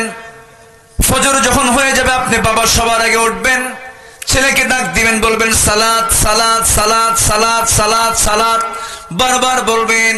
সুন্দর করে সে নামাজে দাঁড়ায়া যাবে। মসজিদে গিয়ে জামাত পান নাই, বাড়িতে আজান দিয়ে ফেলবেন। সুন্দর করে আপনি নামাজের ইমাম হয়ে যাবেন, আপনার বউ পিছনে দাঁড়ায়া যাবে। সন্তান ছেলে আপনার পাশে দাঁড়াবে, মেয়েরা তার মার পাশে দাঁড়াবে। এমন করে সুন্দর করে কাতার করে বাড়িতে নামাজের পরিবেশ তৈরি করে ফেলবেন। আপনি কি জানেন যে পরিবারে নামাজটা ঠিক মতো আছে, আল্লাহর কসম সেই পরিবারে শয়তান ওয়াসওয়াসা দিতে পারে না। সুন্দর করে নামাজের পরিবেশ তৈরি করবেন। বউটাকে আস্তে করে ডাক দিয়ে বলবেন, বউ দেখো তোমার সঙ্গে আমার কত গভীর সম্পর্ক, আমার যৌবন তোমার কাছে, তোমার যৌবন আমার কাছে। আমাদের দুইজনের সম্পর্কের মধ্যে দিয়ে যে সন্তানগুলো, ফুটন্ত গোলাপগুলো পরিবার সুন্দর করে ছড়িয়ে পড়েছে, আমার সন্তান তুমি কি চাও শুধু দুনিয়ার মার্কেটে একসঙ্গে যাব না, আমরা যদি জান্নাতের মার্কেটে একসঙ্গে মার্কেটিং করতে চাই, চলো না আমরা দুজন মিলে নামাজ পড়ে। দেখবেন দুজন নামাজ পড়া শুরু হয়ে গেছে। সুন্দর করে বলবেন, আমার নবী দুনিয়া থেকে যখন বিদায় নেবেন, একবার হোশ একবার বেহোশ, রবিউল আউয়াল মাস চলে আসছে, আমার নবীজির দেহের মধ্যে বিষক্রিয়া দেখা দিয়েছে। নবীজিকে ইহুদির বাচ্চারা বিষ মেরেছিল, বিষ খাদ্যের মধ্যে দিয়েছিল। আমার বন্ধুগণ, যে ইহুদির বাচ্চারা আমার নবীর মতো প্রাণপ্রিয় নবীর খাবারের মধ্যে বিষ ঢুকাতে পারে, ইহুদির বাচ্চারা মুসলমানদের কোনোদিন কল্যাণ করতে পারে নাকি? আসতে বলবেন না, পারে নাকি? অনেক নবীকে তারা হত্যা করেছে, অনেক পয়গম্বরদেরকে ঝুলায় মেরেছে। ওয়ায়াকতুলুনান নাবিয়্যিনা বিগাইরি হক। জাকারিয়া আলাইহিস সালাতু ওয়াস সালামকে করাত দিয়ে 2 টুকরা করে শহীদ করে দেওয়া হয়েছে। এরপর ইহা আলাইহিস সালাতু ওয়াস সালামকে জবাই করে দুনিয়া থেকে বিদায় করে দেওয়া হয়েছে। অনেক নবীকে মারা হয়েছে। আমার বন্ধুগণ, আমার ভাইরা, সেই নবীজি যখন ওই বিষক্রিয়ায় যখন আক্রান্ত হয়ে পড়লেন, নবীজির মুখ থেকে বারবার বমি বের হচ্ছিল, শরীর থেকে ঘাম ঝরতেছিল, রাসূল একবার হুঁশ একবারে বেহুশ। ওই অবস্থায় খোঁড়ায় খোঁড়ায় রাসূল আম্মা জান আয়েশার ঘরের সামনে গিয়ে দরজায় নক করলেন। দরজা খুলে গেল, ভিতরে ঢুকিয়ে বলছেন, আয়েশা শরীরটা ভালো যাচ্ছে না, মনে হয় মারা যাবো, আমি দুনিয়াতে বাঁচবো না, মাথায় একটু পানি ঢেলে দাও তো। মাথায় পানি ঢেলে দেওয়া হলো। আজান হয়ে গেল। আজান যখন হয়ে গেছে, রাসূল বলছেন, আয়েশা আমার বেলাল আজান দিল, আমি মসজিদে না গেলে কেমন হয়? নিজের গায়ে কোনো শক্তি নাই, সর্বশক্তি প্রয়োগ করে তিনি দাঁড়ানোর জন্য চেষ্টা করতে নিয়ে পারলেন না, মাথা চক্কর মেরে পড়ে যেতে নিলেন। আম্মা জান আয়েশা তাকে শক্ত করে ধরলেন আর বলছেন, ইয়া রাসূলুল্লাহ, আপনি জামাতে নামাজ পড়তে পারবেন? রাসূল বলছেন, মনে হয় আমি আর পারবো না জামাতে নামাজ পড়তে, কিন্তু আমার বেলাল আজকে আমাকে না দেখে আজান দিয়েছে, কান্নাকাটি করেছে আজানের মধ্যে, আমাকে দেখে নাই। ও আমার আয়েশা, নামাজ তো সময় মতো শুরু হয়ে যাবে, কি নামাজটা পড়াবে? আমার পক্ষ থেকে জানান দিয়ে দাও, আমার বন্ধু তোমার আব্বা আবু বকর যেন আমার মুসাল্লায় দাঁড়ায় নামাজের দায়িত্ব পালন করে নেয়। সময় হয়ে গেছে, নামাজের মুসাল্লা ইমাম নতুন আসছেন, সাহাবায়ে কেরামদের মধ্যে কান্নার রোল পড়ে গেছে, সাহাবীরা কান্দে, কান্নায় বিজড়িত হয়ে চিৎকার করে কাঁদতেছে। জানাজায় নামাজে সবাই হাজির হয়ে গেছে। আমার নবীজি বলছেন, আমার আয়েশা রে, আমার সাহাবীরা কান্দে কেন? আমাকে একটু ধরো তো। জানালার কাছে নিয়ে যাওয়া হলো। জানালার কাছাকাছি নিয়ে যাওয়ার পরে সেই জানালার ফাঁকা দিয়ে আমার রাসূল সাহাবায়ে কেরামদের নামাজের দৃশ্যগুলো দেখতেছিলেন। আমাদের আয়েশা তাকে ধরে আছেন, রুকুতে যান, সেজদায় যান, সাহাবায়ে কেরাম চোখের পানি ফেলে ফেলে কাঁদতেছেন, আওয়াজ দিয়ে দিয়ে কাঁদতেছেন। আমার নবীজির কান্নায় কোনো আওয়াজ নাই, কিন্তু চোখের কোনা বেয়ে বেয়ে টপ টপ করে পানি পড়ে। আম্মা জান আয়েশা তার হাত দিয়া সেই চোখের পানিগুলো বারবার মুছে দিচ্ছেন আর বলছেন, ইয়া রাসূলুল্লাহ, আপনি কাঁদেন কেন? আপনার সাহাবীরা তো নামাজ পড়ছে, তারা তো আল্লাহর হক আদায় করছে, আপনার কান্নার কারণটা কি? রাসূল বলছেন, আয়েশা রে, আমার যে চোখের পানি দেখতেছ, আল্লাহর কসম করে বলি, এই চোখের পানি আমার দুঃখের নয়, এই চোখের পানি আমার চরম আনন্দের পানি। তুমি কি জানো, এই নামাজ আজকে রাষ্ট্রীয় পর্যায়ে কায়েম হয়ে গেছে। এই নামাজ পড়তে গেলে মক্কার কুরাইশ আমার হাতের মধ্যে মূর্তি ঢুকায় দিত। এই নামাজ পড়তে গেলে মক্কার কুরাইশ আমার পিঠের উপরে উটের পচা নারী ভরি চাপায়া দিয়েছে, মুক্তবের জমিনে পড়ে গেছে। এই নামাজ কায়েমের সংগ্রাম করতে গিয়ে তায়েফের ময়দানে কাফেররা আমাকে চোখা চোখা পাথর দিয়ে রক্তাক্ত করেছে। দেখো এই যে ক্ষত বিক্ষতের চিহ্নগুলো আমি লালন করছি, দেখো দেখো আমার শরীরে কত ক্ষত জখমের চিহ্ন, কত ক্ষতের চিহ্ন। এই নামাজ কায়েমের সংগ্রাম করতে গিয়ে উহুদের প্রান্তরে কাফের মুশরিকরা আমার দাঁত ভেঙ্গে ফেলে দিয়েছে। দেখো দাঁত ভাঙ্গা দেহ নিয়া, দাঁত ভাঙ্গা মুখ নিয়ে দুনিয়া থেকে বিদায় নিতেছি। ওরে আয়েশা, এই নামাজ কায়েমের সংগ্রাম করতে গিয়া, ওই খন্দকের পরীকে খনন করতে গিয়া কোমরটা হারায় ফেলছে, কোমরটা সোজা করতে পারি না। ওরে আয়েশা, আজকে আমি আমার কোমর সোজা করতে পারি না, খন্দকের পরীকে খনন করতে গিয়ে। এই শুধু নামাজ কায়েমের জন্য। সেই নামাজ কায়েম আজকে রাষ্ট্রীয় পর্যায়ে বাস্তবায়ন হয়েছে। এই চরম আনন্দে আমার চোখের পানি বের করতে বাধ্য করেছে। আয়েশা, মনে হয় বাঁচব না, আমাকে একটু সহায় দাও, মাথায় পানি ঢেলে দাও। আমার নবীজি তার কাছ থেকে বিদায় নেবেন, এমন সময় বলছেন, ও আমার আয়েশা, আমার খাদেম আনাস কোথায় গেল? আনাসকে দেখি না। সাইয়েদনা আনাস নাই, আশেপাশে নাই। রাসূল বলেছেন, আমার আনাসকে খুঁজে বের করে আনো। আনাস বিন মালিক অনেক দূর থেকে তিনি বের হয়ে আসলেন, তার মুখে তখন দাড়ি ওঠেই নাই, ছোট্ট মানুষ, 20 বছর বয়স তার। তাই সেই সময় রাসূল বলছেন, আনাস রে, যদি কোনো ভুল করে থেকে আমাকে মাফ করে দিও, তুমি আমার খাদেম, আমার কাছ থেকে দূরে দূরে থাকো কেন? কি হয়েছে? কোনো ভুল হলে মাফ চাই। সাইয়েদনা আনাস বলেন, ইয়া রাসূলুল্লাহ, মাফ আপনি চাবেন, কোনো মাফ তো আমি চাই। আমি তো আপনার কোনো খেদমত করতে পারলাম না, আমি আপনার কোনো খেদমত করতে পারলাম না। 10টা বছর আমার মা আপনার কাছে আমাকে দিয়ে গেছেন, এই 10টা বছরে আমি আপনার খেদমত করতে যাব তো দূরের কথা, আপনি উল্টা আপনি আমার খেদমত করেছেন। বয়স কেবল হওয়া শুরু হলো, বুঝের বয়স আসলো, আমি আপনার জন্য দোয়া করি হুজুর আপনি যুগের পর যুগ বাঁচেন, আমি আনাস আমি আপনার খেদমত করে যেন যেতে পারি। রাসূল সাইয়েদনা আনাসকে বুকের সঙ্গে জড়িয়ে ধরে বলছেন, আনাস রে বুঝতে পেরেছি তোর আবেগ রে আনাস, সাকরাতুল মউতের লক্ষণ আমার মধ্যে চলে আসছে, মৃত্যুর যন্ত্রণা আমার মধ্যে চলে আসছে, আমি যে কোনো মুহূর্তে দুনিয়া থেকে বিদায় হয়ে যাব। আনাস রে আমি মনে হয় আর বাঁচবো না, তবে আমি আল্লাহর কাছে বলছি আল্লাহ জান্নাতের খাদেম হিসেবে আমি কাউকে চাই না, তুমি আল্লাহ আমার জান্নাতের খাদেম, আমার দুনিয়ার আনাসকে আমার জান্নাতের খাদেম বানায়া দিও। জোরে কোন সুবহানাল্লাহ। মান তাশাব্বাহা বিকওমিন ফাহুয়া মিনহুম। আমার নবী যে কথাগুলো বলে দুনিয়া থেকে বিদায় নিচ্ছিলেন, এমন সময় বলছেন, আয়েশা দেখো তো আমার কলিজার টুকরা, আমার দেহের টুকরা, আমার ফাতিমা কোথায় রে, দেখো তো আমার ফাতিমা কই গেল। ফাতিমা নাম শব্দ নেওয়ার সঙ্গে সঙ্গে নবীর সামনে হাজির হয়ে গেছেন, কোন আওয়াজ নাই, কোন শব্দ নাই, শুধু চক্ষু বেয়ে বেয়ে টপ টপ করে পানি পড়ছে। রাসূল বলছেন, আরে ফাতিমা এইদিকে আয়। সহিহ সিয়াসিতের হাদিস, নবীজি তাকে পাশে বসালেন, কানের মধ্যে মুখ ঢোকায় বলছেন, কানে কানে কি যেন বললেন। আম্মাজান আয়েশা হাদিসটা বর্ণনা করে বলেন, কি যেন কানে কানে বললেন, কান্না থেমে গেল, শুধু এতটুকুন বলেন, ফাতিমা কেঁদো না, কেঁদো না, দুনিয়ার জিন্দেগিতে আমি যেমন তোমাকে দূরে রাখতে দেই নাই, দূরে থাকতে দেই নাই, আমি দুনিয়া থেকে বিদায় হয়ে যাব, আমার বিদায়ের পরও তুমি আমার পরপরই দুনিয়া থেকে বিদায় হবে, কবরের জিন্দেগিতে তুমি আমার সাথে সাথেই থেকে যাবে। ফাতিমাকে সান্ত্বনা দিলেন। এরপরে রাসূল দুনিয়া থেকে বিদায় নেবেন। এমন সময় রাসূল আস্তে করে ডাক দিয়ে বলছে, আয়েশা রে আমি বুঝি দুনিয়া থেকে বিদায় হয়ে যাব, আমার সাহাবীদের সঙ্গে তো আমার আর কত কথা হলো না, আমি তোমাকে সর্বশেষ একটা মেসেজ দিয়ে দেই, আমার উম্মতকে সারা জীবন ভালোবেসেছি, সারা জীবন উম্মতের জন্য কেঁদেছি, আমি আমার উম্মতকে ছাড়া জান্নাত যেতে চাই না, আমার উম্মতকে বলে দিবা আমার উম্মতরা যেন কখনো 5 ওয়াক্ত নামাজ না ছেড়ে দেয়। ভাইরা সে নামাজকে আমরা পড়বো, জোরে বলি ইনশাআল্লাহ পড়বো পড়বো পড়বো।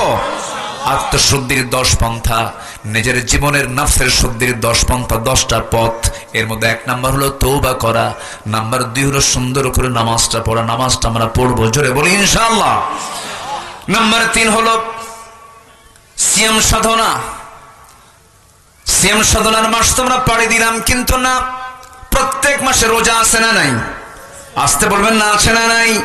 যদিও নফল রোজা, কিন্তু আমার রাসূল কখনো নফল রোজা বাদ দেন নাই।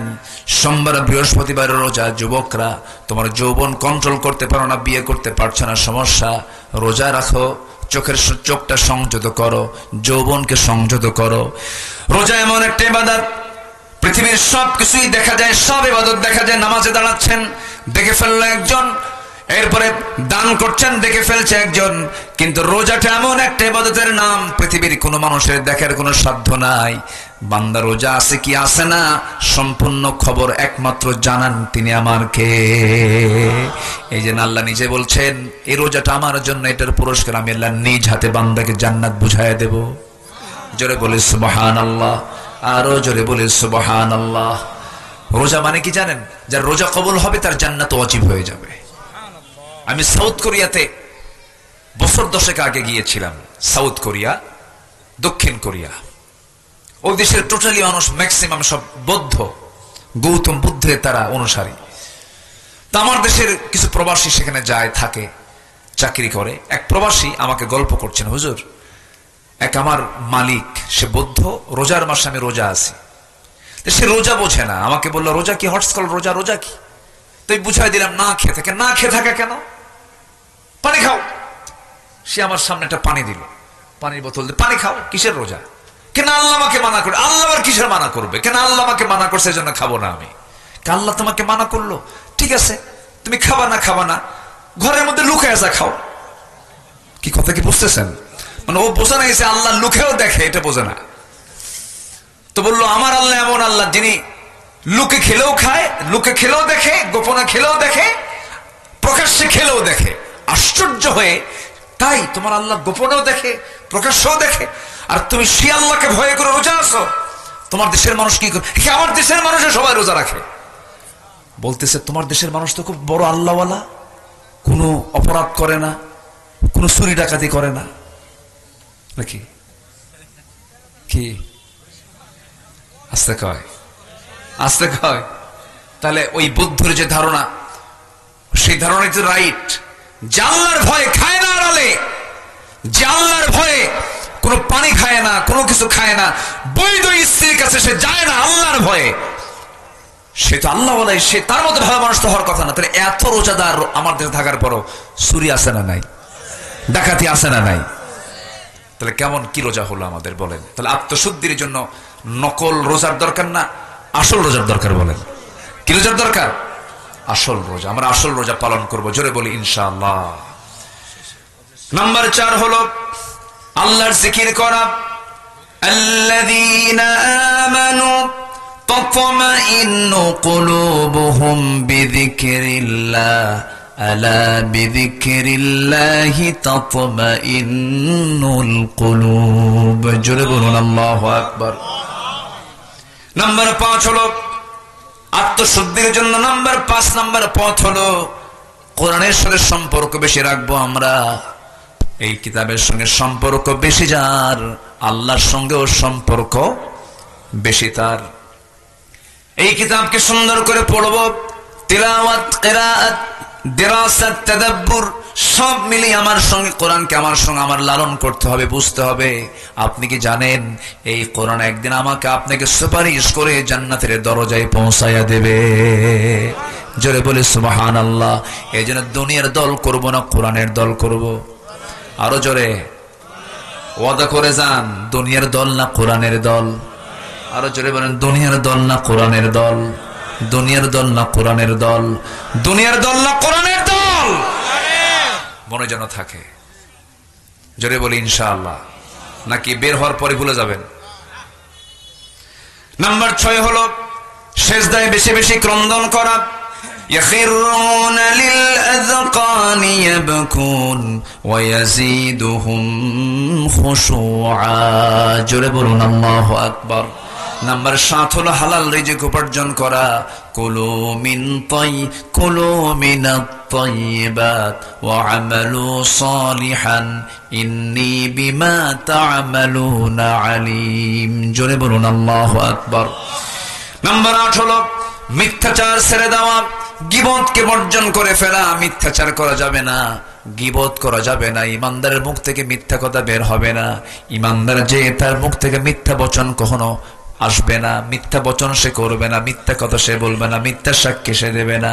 আমার দেশে এমন সাক্ষীও দেখেছি বিগত 16 বছর, সাক্ষীর জন্ম হলো 76 আর ঘটনা হলো 71। হ্যাঁ কি বলেন বলেন বলেন, কি ঘটনা কি? 71। সাক্ষীর জন্ম কোন সাল? 76। তাহলে 5 বছর আগের ঘটনা সে জানলো কেমনে? রুহের জগৎ থেকে সে চোখ দিয়ে দেখছে।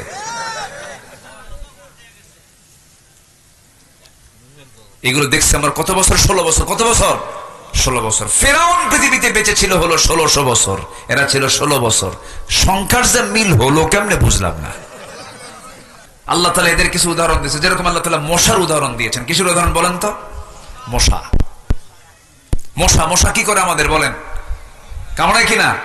মশা কামড়ায়। আল্লাহ তাআলা কোরআনের ভিতরে মশার কথা বললেন, তো কাফেররা বলল ফায়াকুলুনা মাযা আরাদাল্লাহু বিহাযা মাসালা। তোমার আল্লাহর কি দরকার ছিল যে এই মশার উদাহরণ কোরআনে ঢোকানো? এত বড় একটা কিতাব, এটা এর মধ্যে মশা কেন? বলে ফেলল। কিন্তু কেন যে মশা ঢুকালেন, এই যে দেখেন, বুঝবেন। আচ্ছা বলেন তো, মশাকে দেখে আমরা ভয় পাই না মশা আমাকে দেখে ভয় পাই? বলেন বলেন। আমি কি মশাকে দেখে ভয় পাই না মশা আমাকে দেখে ভয় পায়? মশারি টাঙ্গায় কে? কে মশারি টাঙ্গায়? তাহলে ভয় পায় কে? কি ঠিক আছে কিনা বলেন? আচ্ছা, তাহলে ছোট্ট মশা, কিন্তু এই মশা এত ভয়ঙ্কর।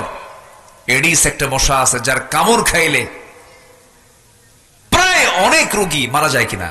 মারা যায় কিনা বলেন? মারা যায়। তো এই মশাকে ছোট চোখে দেখার কোনো সুযোগ নাই। আল্লাহ পাক মশার উদাহরণ দিয়েছেন সূরা বাকারার মেবি 22-26 নম্বর আয়াত। আল্লাহ তাআলা এই মশার উদাহরণ, ইন্নাল্লাহা লা ইস্তাহি আন ইয়াদরিবা মাসালাম মা বাউদাতান, বাউদাতান বলেছেন, এটা গোলতা শেষে আছে, এটা মুয়ান্নাস। মশা কামড় মারে, পুরুষ মশা না স্ত্রী মশা? বলেন কি মশা কামড়ায়? পুরুষ মশা কামড়ায় না মহিলা মশা কামড়ায়? আরে মহিলা মশা কামড়ায়, এটা জানতে হবে তো, আমরা কামড়াই না। না, আবার মাদেরকে দোষ দেওয়া যাবে না। এখানে কিন্তু মহিলা না, এখানে মহিলা মশা। মহিলা কি? মশা। আচ্ছা, মহিলা মশা কামড়ায়। এই মহিলা মশাটা কামড়ায় আল্লাহ পাক ১৫০০ বছর আগে কিন্তু মহিলা মশার কথাই বলেছেন। এই মশাটা যখন আপনার হাতে যখন পড়ে, আপনার চামড়ায় যখন পড়ে, ভাইটার এই যে চামড়ায় যখন পড়লো কোনো মশা, মশা যখন পড়লো, মশা পড়ার সঙ্গে সঙ্গে মশা আগে চিন্তা করে ওর চোখ থেকে আমি কেমন করে আড়াল হব, সে যেন না টের পায়। সে মশাটা যখন কোনো চামড়ায় পড়ে, চামড়ায় পড়ার সঙ্গে সঙ্গে সে তার মুখের সামনে একটা অংশ থেকে কিছু মেডিসিন সে বের করে ফেলে। দেখবেন দুনিয়াতে কোনো অপারেশন যদি জটিল হয়, অ্যানেস্থেসিয়া করে, অজ্ঞান করে। কি করে? অজ্ঞান করে, অ্যানেস্থেসিয়া করে। এই জায়গাটা সেলাই দেবে, অ্যাক্সিডেন্ট করেছেন, যদি আপনি এইটুকু অংশ যদি সেলাই অ্যানেস্থেসিয়া না করেন, অজ্ঞান না করেন, ওই যে ব্যথার তীব্রতা আপনার মৃত্যু হতে পারে। এই জন্য আগে অ্যানেস্থেসিয়া করে নেয়। মশা যখন কোন চামড়ায় যখন পরে আগে করে কি? আগে অ্যানেস্থেসিয়া করে, আগে অজ্ঞান করে নেয়। ও সলিমুদ্দি এমন ভাবে আমার হুল ফুটাবো, তোর ১৪ গোষ্ঠী টের পাবে না। অ্যানেস্থেসিয়া করে নেয়, এরপরে হুলটা ফুটায়। হুলটা ফুটায় নিয়ে যতটুকু পরিমাণ দরকার ততটুকু খেয়ে নিল। এরপর আস্তে করে সে উঠে যায়, আপনি টের পেলেন না। কিন্তু কিছু কিছু মশা আছে বেহুশ মশা। কি মশা আছে? বেহুশ মশা। খাওয়া যে শুরু করছে আর থামে না, এত খাওয়া খায়, ওর পাখা দিয়ে যে সরবে সে ওর শক্তিও শেষ হয়ে যায়। কারণ তার দেহের চাইতে তখন তার খাওয়ার ওজনটাই বেশি হয়ে যায়, খাদ্যের ওজনটা বেশি হয়ে যায়, আর নড়তে পারে না, শীত হয়ে পড়ে আর মরে। বিগত 16 বছর যারা ক্ষমতায় ছিল তারা খাইছে হুশ না বেহুশ হয়া? হুশ না বেহুশ হয়া? তাহলে মশার উদাহরণ আল্লাহ দিয়েছেন কি ব্যাঠিক না ঠিক? দেখেন আল্লাহ কত আগে ওদের মশার উদাহরণ দিয়ে দিচ্ছে। এত খাওয়া খাইছে, দেশ থেকে পাচার করেছে, দেশের অর্থ যারা বাহিরে পাচার করে ওদের নেতৃত্ব চিরদিনের জন্য আমার দেশ আমরা হারাম ঘোষণা করে দিলাম। ঠিক কিনা? ওরা দেশের শত্রু, সব সম্পদকে তারা পাচার করে দিয়েছে। চুরি করছে, চুরি কর, দেশি থো, দেশি খা, দেশের মানুষ থাকুক, তাও তো হতো। কি কর্মসংস্থান হতো। কষ্ট পাচ্ছেন নাকি আপনারা? রাতের বেলা আপনি শুয়ে আছেন, আলো দেখতেছেন, ঘরে আলো, লাইট দেওয়া, একটা মশাও নাই, কোথাও একটা মশাও নাই।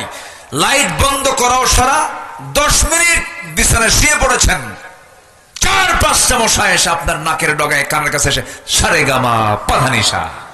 কি ঠিক কিনা? কর আপনার চোখে ধরা পড়লো না মশা, ও আপনার দেখলো কেমনে? বিজ্ঞান বলতেছে প্রত্যেকটা মশা 75 ফিট দূর থেকে টের পায় এখানে কোন শরীর মধ্যে শুয়ে আছে।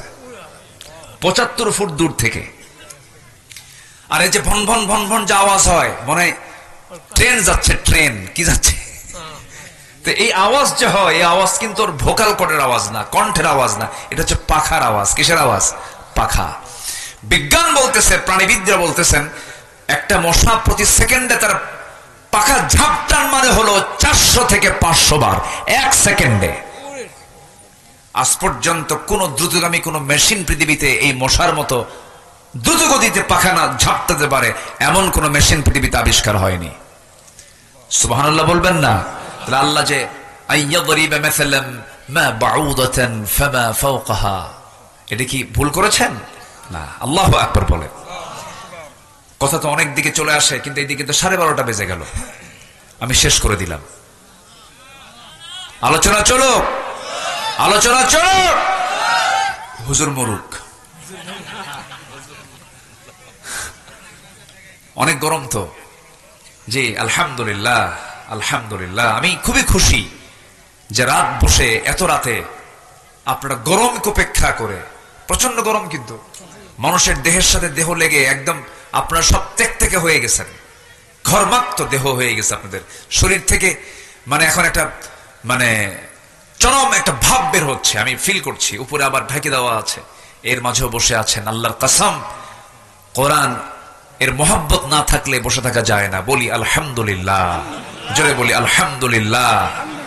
সম্মানিত ভাইয়েরা, তাহলে আমরা মিথ্যা বলবো না সত্য বলবো?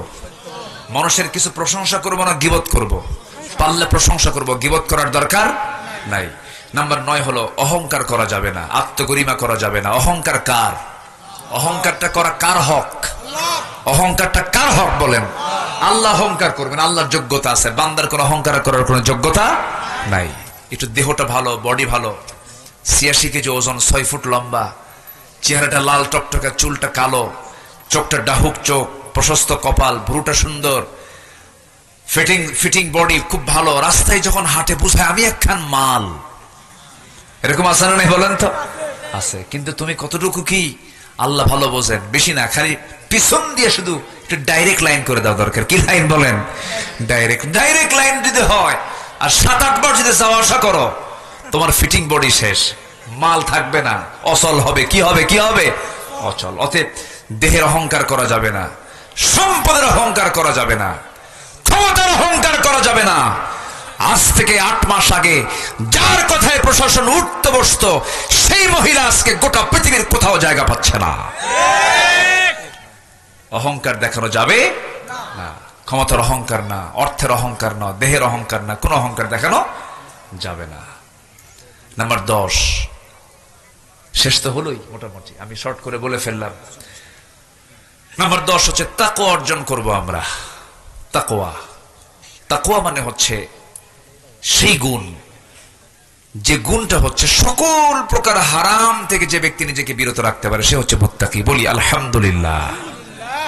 হারামকে হারাম জেনে হারামকে বাদ দেব, আমি জান্নাত বুঝে নেবো। কাল আমি হারামের কাছে যাইও নাই, তুমি আমার জান্নাত বুঝাই দাও। সুবহানাল্লাহ। আমি হারাম ছেড়ে দেব, আল্লাহ আমাকে কি বুঝাই দিবেন? জান্নাত বুঝাই দিবেন। আসুন আল্লাহ পাক আমাদের নফস, আমাদের কলব, আমাদের রূহকে সুন্দর করে সাজানোর তৌফিক দান করুন। জোরে বলি আল্লাহুম্মা আমিন। নফস হচ্ছে লেজিসলেটিভ, এরপরে রূহ হচ্ছে অ্যাডমিনিস্ট্রেটিভ, আর কলব হচ্ছে ফেডারেটিভ।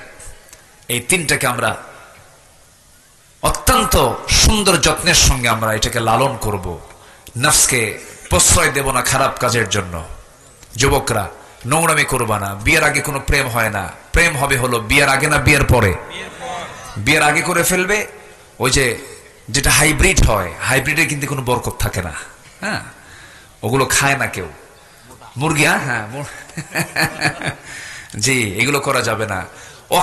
অকালে পাকলে অকালেই ঝরতে হয়, এগুলো করা যাবে না। প্রেম হবে বিয়ের আগে না বিয়ের পরে? বিয়ের পরে প্রেম হবে। কি বললেন আপনি? ও আচ্ছা, জি জি, মাশাআল্লাহ। তো এই জন্য যুবকরা এগুলো করবা না। কোন নেশার কাছে যাবা না, নেশার দিকে যাবে না, মাদকের দিকে যাবে না, কোন জুয়ার দিকে যাবে না, ডিভাইস আসক্ত হওয়া যাবে না, খারাপ কিছু দেখবা না। চোখ দিয়ে খারাপ কিছু দেখবা, আল্লাহ তোমাকে দেখবেন। সবকিছু খেয়াল রাখতে হবে। একটা মোবাইল অপ্রাপ্ত বয়স্ক ছেলের কাছে রাখা মানে পাশে একটা মহিলাকে বসে রাখা, পার্টনার করে দেওয়া। একটা মেয়ের হাতে, অপ্রাপ্ত বয়স্ক মেয়ের হাতে একটা মোবাইল তুলে দেওয়া মানে হচ্ছে অ্যান্ড্রয়েড সেট তুলে দেওয়া মানে একটা পুরুষকে সাথে বসায় দেওয়া। আমি কি বুঝতে পারছি? এগুলো আমরা খেয়াল করার চেষ্টা করব। আল্লাহ তুমি সবাইকে বোঝার তৌফিক দাও। আসুন আমরা সময় আর ক্ষেপণ করবো না, যতটুকু হয়েছে বলি আলহামদুলিল্লাহ। আমরা এখন দোয়ার দিকে যাব। মাসিক, আচ্ছা বসেন, আমরা কিন্তু দোয়া করবো। আমাদের মূল কাজ, কিন্তু মূল আকর্ষণ যেটা আমি শুরুতে বলেছি, মূল আকর্ষণ আজকে মাসরুমদের জন্য দোয়া করবো না আমরা ইনশাআল্লাহ। আচ্ছা, বৃষ্টির দরকার আছে না নাই? বৃষ্টির জন্য দোয়া চাবেন না আপনারা? এই প্রচন্ড গরম, কি বৃষ্টির দরকার আছে? তো এলাকায় দরকার আছে কিনা ভালো করে কোন, যদি না হয় তাহলে চাবো না, তাহলে তো দরকার নাই, তাহলে তো সমস্যা। আচ্ছা শোনেন, এমন বৃষ্টি হোক যেন ধান কাটতে যেন অসুবিধা না হয়, ঠিক আছে না? আচ্ছা ঠিক আছে। আল্লাহ যেন মেপে মেপে দেন। জি, আল্লাহ যেন মাপ অনুযায়ী দেন। জোরে বলে আল্লাহুম্মা আমিন। জি, ইসলামে আত্মা, নফস, আকল, এই তিনটি কনসেপ্ট কিভাবে পৃথক, তারা কিভাবে একে অপরের সঙ্গে সম্পর্কিত, এ তো অনেক লম্বা কথা। আমি শেষ অবশ্য বলেছি নফস, কলব এবং রূহ অ্যাডমিনিস্ট্রেটিভ, লেজিসলেটিভ, এটা হচ্ছে ফেডারেটিভ।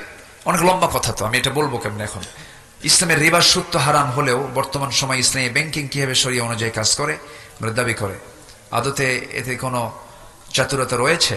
শোনেন, আমাদের যে মূল রাষ্ট্রায়ত্ত যে ব্যাংকগুলো, এর সুদ আছে না নাই বলেন তো? আছে। তো এর মধ্যে থেকে একটু বাঁচার জন্য চেষ্টা করছে। আপনি বাঁচার চেষ্টা করবেন না? আপনি বাঁচার জন্য এই শরিয়া বোর্ড রেখে কিছু ব্যাংক তারা চেষ্টা করছে মন্দ থেকে, মানে অন্তত কিছু থেকে আমরা বাঁচার চেষ্টা করি। আমি নেব না, এটা পারবেন না, আপনাকে নিতে হচ্ছে, কিন্তু আপনি দিবেন না, আমি সুদ দেব না, এই কাজ শুধু করতে পারবেন আপনি, কিন্তু আপনি নিতে বাধ্য হচ্ছেন। আপনি দেশের নাগরিক, পরোক্ষ হলেও আপনি সুদের সঙ্গে জড়িত। আমার কথা কি বুঝতেছেন আপনি? তখন আপনি জড়িত নন যখন এই দেশটা ইসলামী হুকুমত, ইসলামী রাষ্ট্র যখন কায়েম হবে, তখন আপনি 100% বলতে পারবেন যে আমি সুদ থেকে মুক্ত হতে পেরেছি। আচ্ছা, আপনি মাহফিলে আসছেন, ডান পথে এসেছেন না বাম পথে এসেছেন বলেন? না, গাড়ি নিয়ে আসছেন আপনি ডান দিকে না বাম দিকে? বাম দিকে। এদেশের ট্রাফিক আইনটা কি বামে চলা না ডানে চলা? বলেন ডানে চলা বামে চলা? কিন্তু ইসলাম কি বলে? ডানে চলো। তাহলে আপনি হাজারো বড় আল্লামা হন, পীর সাহেব হন, পীরে মোকাম্মেল হন, রাস্তায় হাঁটতে গেলে আপনি ডানে হাঁটবেন না বামে হাঁটবেন? বামে। কেন? এদেশের আইনটা আছে এটা। তো আপনি চাইলে তো পারতেছেন না, কিন্তু আপনি আপনার মতো করে যখন চলতে যাবেন, আপনার অধীনস্থ যারা থাকবে সেখানে আপনি চেষ্টা করে যদি শরিয়া বোর্ড কায়েম করে যদি বাঁচার চেষ্টা করেন, অন্তত মন্দের ভালো আছে না? মন্দের ভালো তো আছে, এতটুকু আপনি বাঁচতে পারলেন। আপনি বলতে পারবেন আল্লাহ আমি কিছু চেষ্টা করেছি, আমি 100% শরিয়া তারা ফলো করতে পারে এটা আমি বলতে পারবো না। এটা কেমনে বলবো? আমার পক্ষে এটা বলা সম্ভব নয়। তবে তারা চেষ্টা করছে, আমরা চেষ্টাকে সাধুবাদ জানাই, বলি আলহামদুলিল্লাহ। এলোকে কাবার ধারে আধার চিড়ে চিনিস না কি রে, ওকে ও মা আমেনার কোল জোড়ে চাঁদ জানিস না কি রে। মুতালিব আজকে কেন বেহুশ হেন, বক্ষে খুশির বান বেদনার সুপ্ত ক্ষতে হাত বোলাতে কারে আগমন সাহারার হৃদয় ভরা ঝরনা ধারা বইল না কি রে। এলোকে কাবার ধারে আধার চিরে চিনিস না কি রে। সে কে? মুহাম্মদ সাল্লাল্লাহু আলাইহি ওয়াসাল্লাম। বাগিচায় ছন্দ বিলায় বুলবুলি হায়, আজ সে দিওয়ানা চুমু খায় প্রেমের ভাষায় গভীর নেশায়। পে পরওয়ানা গোলাপের অধর ভরে খুশবু ঝরে রয় না বাকি রে। এলোকে কাবার ধারে আধার চিড়ে চিনিস না কি রে, ওকে ও মা আমেনার কোল জোড়ে চাঁদ জানিস না কি রে, জানিস না কি রে, জানিস না কি রে। এত আসতে মারহাবা। জি মাশাআল্লাহ। আসুন আমরা আল্লাহর কাছে চাবো, আল্লাহর কাছে প্রার্থনা করব, দোয়া। আল্লাহুম্মা আমিন। ربنا ظلمنا أنفسنا وإن لم تغفر لنا وترحمنا لنكونن من الخاسرين। গভীর রাত, নিঝুম রাত, ঝিমানো রাত্রিতে চাঁদের মতো হাজারো মুসলমান নরনারী নিয়ে তোমার কালাম থেকে 2-3টা আয়াতকে সামনে রেখে যৎকিঞ্চিত কিছু কথা বলেছি, কাঙ্গাল ফিগারের মতো 2টা হাত পেতেছি। আল্লাহ গুনার দিকে নজর দিও না, বান্দা মনে করে তামাম জিন্দেগির গুনাহগুলোকে মাফ করে দাও।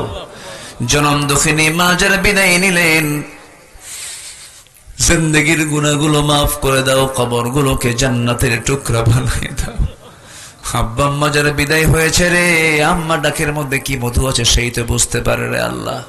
সে আব্বা আম্মার জন্য কি দোয়া তাও শিখিয়ে দিয়েছো। সবাই আওয়াজ দিয়ে বলুন, রব্বিরহামহুমা কামা রব্বায়ানি সগীরা, রব্বিরহামহুমা কামা রব্বায়ানি সগীরা, রব্বিরহামহুমা কামা রব্বায়ানি সগীরা, রব্বিরহামহুমা কামা রব্বায়ানি সগীরা। বিশেষ করে মাহফিলটার আয়োজন করলেন যারা, শোনার জন্য আসলেন যারা, কিয়ামতের দিন যেদিন কেউ কাউকে চিনবে না, মাহফিল সবার জন্য নাজাতের মাধ্যম বানায় দিও আল্লাহ। আয় আল্লাহ তাআলা মাদ্রাসাকে কবুল করো, শিক্ষক ছাত্র কমিটির ভাইদেরকে তুমি আল্লাহ দয়া করে কবুল আর মঞ্জুর করে নাও। আমার ডানে বামে সামনে পেছনে যত ভাই হাত তুলেছেন, যার যা চাওয়া তুমি আল্লাহ পাওয়া করে দিও, যার যার সমস্যা তুমি আল্লাহ সমাধান করে দিও, রোগাক্রান্ত থেকে রোগ মুক্ত করে দিও, ঋণগ্রস্ত থেকে ঋণ মুক্ত আর তৌফিক তুমি আল্লাহ দিয়া দিও। দুনিয়া ছেড়ে কোন দিন বিদায় নেব জানি না, ডান হাতে আমল নামা না আসা পর্যন্ত আমাদের কাউরে মরণ দিও না। ফিলিস্তিনকে বাঁচাও, মুসলমানদের আকসা তুমি আল্লাহ মুসলমানদের হাতে তুলে দাও। ও আল্লাহ, কাশ্মীর জ্বলন্ত অগ্নিকুণ্ড হয়ে আছে, আল্লাহ তোমার গায়েবী সাহায্য নাজিল করো। তোমার পছন্দের বান্দা ওমরের মতো একজন বান্দা, এমন একজন না তো তুমি আল্লাহ মুসলিম বিশ্বের জন্য পাঠায়া দাও। দুনিয়া থেকে কোন দিন বিদায় নেব জানি না, মূর্তি যখন হবে তুমি আল্লাহ শহীদি মৌত কপালে জুটাই দিও। আল্লাহ তোমার পছন্দের বান্দা না হওয়া পর্যন্ত মরণটা দিও না। তোমার কাছে গিয়ে ধরা খেয়ে যাবো, এর চাইতে বড় মুসিবত কি হতে পারে? আল্লাহ মেহেরবানি করে আমাদের হিসাবটা জটিল না করে হিসাবটা সহজ করে দিও। আল্লাহুম্মা হাসিবনি হিসাবান ইয়াসিরা, আল্লাহুম্মা হাসিবনি হিসাবান ইয়াসিরা। কোন দিন মালাকুল মউত আসবে জানি না, কোন দিন মরবো কেউ আমরা বলতেও পারি না। আল্লাহ মরতে যখন হবে তুমি আল্লাহ শহীদি মত কপালে জুটাইয়া দিও। তোমার বান্দাগুলোর মনের কি খবর তুমি আল্লাহ ভালো করে জানো, সবার চাওয়াকে তুমি আল্লাহ পাওয়া করে দিও। ঋণ শোধ করার তৌফিক দাও, রোগ সুস্থ করে দাও, এক কথায় যার যার সমস্যা তুমি আল্লাহ সমাধান করে দাও। দুনিয়া থেকে কোন দিন বিদায়ের সময় আসবে বলতে পারি না, তবে যেদিন মরে যাব টান মেরে ঘর থেকে বের করে দেবে রে। জীবনের শেষ গোসলটা হয়ে যাবে, মোরামুখ সব দেখে দেখে চলে যাবে, কবরে শোয়া দেবে রে, বাঁশ চাপা দেবে, মাটি চাপা দেবে। 24 ঘন্টা যাবে না মাথার চুলগুলো খসে খসে পড়বে, 3 দিন যাবে না চামড়াগুলো গলে গলে পোকার পেটের খাবার হয়ে যাবে। মাত্র 3টা দিন পেটের নাড়িবাড়ি সব চোখ মুখ কান্নাক দিয়ে বের হওয়া শুরু হয়ে যাবে। মাত্র 7টা দিন পেটের নাড়িবাড়ি সব চোখ মুখ কান্নাক দিয়ে সব বের হবে, কিম্বুত কিমাকার চেহারা হয়ে যাবে। ও আল্লাহ, এই তো দুনিয়ার নিয়ম। মাত্র 3টা মাস পর কবর খনন করে দেখা যাবে কয়েকটা হাড় ছাড়া কিচ্ছু নাই। বুঝতে পেরেছি তুমি আল্লাহ আমার বন্ধু, তুমি ছাড়া আমার বন্ধু কেউ নাই রে আল্লাহ। সে অন্তিম সময়ে যখন চলে আসবে জাবানে জারি করে দিও লা ইলাহা ইল্লাল্লাহু মুহাম্মাদুর রাসূলুল্লাহ। আসসালামু আলাইকুম ওয়া রাহমাতুল্লাহি ওয়া বারাকাতুহু।